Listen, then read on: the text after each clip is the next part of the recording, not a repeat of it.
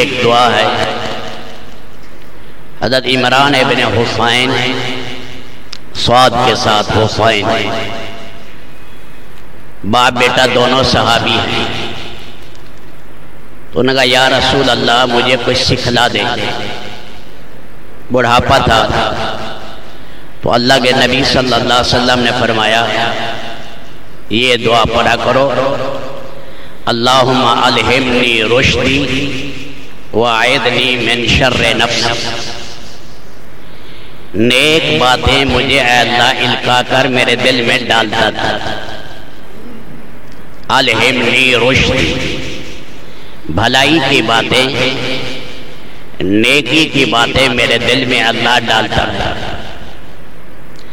واعذنی من شر نفسی، اور مجھے نفس کی شرارت سے بچا. نفس کی جو شرارت ہے اے اللہ مجھے اس سے بچا.